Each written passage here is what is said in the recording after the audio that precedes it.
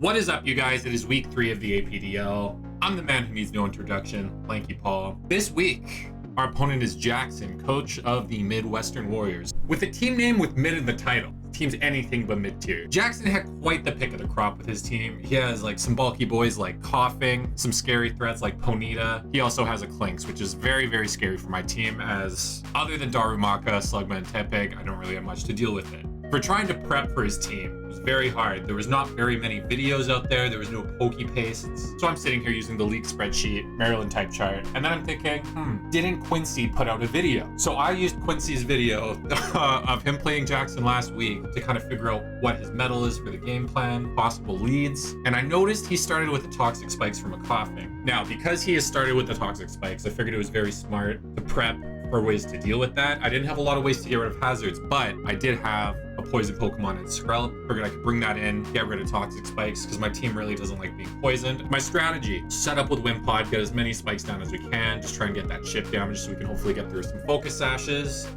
Get a souped up boy, whether it's Zero or a Sinistea, or, you know, maybe it's a Guts boosted Machop. Hopefully have enough to deal with the chip damage from the spikes to just one-shot these guys. Have a smooth, easy game. With that being said, Jackson might not bring toxic spikes. He might not even bring Coughing. Highly likely he will, though, because it's one of his tier 1 picks. So without further ado, let's get into the match. So just entering the match here, I'm feeling pretty confident. You know, he brought the Coughing, brought the Ponita. He did bring the Clinks, which I'm not the biggest fan of, because like I said, my team does tend to have trouble with those steel types, but you know, I'm still feeling pretty confident. I'm 90% sure that he is going to start with the Coughing.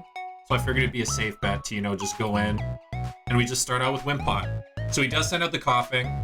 So, you know, we set out spikes. He's sending out toxic spikes. We send out some more spikes. Had a feeling he'd go for another stack. And then we go for our third stack here. And then we go for an Aqua Jet just to try to get some damage. You know, he power gems us, activates our Wimp out. I figured it would be a good time to go to Skrell Pier. We have Hidden Power Fire. It did not do very well. I thought it would do a lot more. But he is Assault vested and very special defense invested.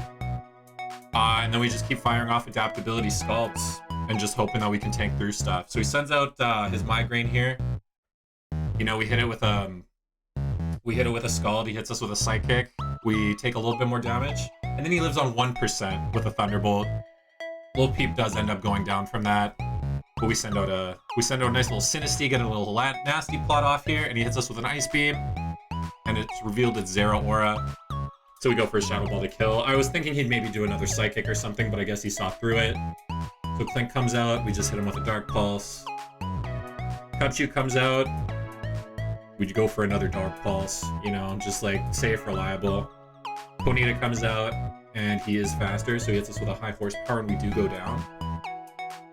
But now we send out Wimpod, you know, think get a nice Aqua Jet, just deal some damage. Hits us with a Wild Charge, so Wimpod does end up going down. So Coughing goes down right away.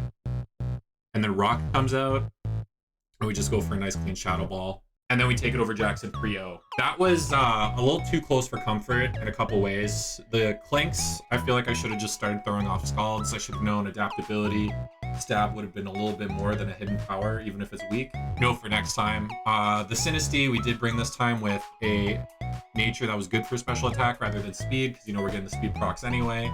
Figured it was just smarter in the long run. And I think that's one thing we did learn from the week 2 match with Josh. But, you know, Jackson gave it his all. He saw around the illusion, went for an Ice Beam, which was very, very smart. I was playing checkers, he was playing chess, basically. So hats off to him for that. I'm excited to see where he's going to go for the rest of the season. Next week, we're going up against Ruben, the coach of the ankle-biting Arons. Me and Ruben have had a couple good grudge matches in Guilty Gear lately, so I'm excited to take that competitiveness that we have and have a lot of fun with 2 Pokemon. Kind of see where we go with that, get in each other's heads a little bit. Be a fun time. Always look forward to playing games with that guy. So thanks for tuning in, and as always, I'll see you guys next week.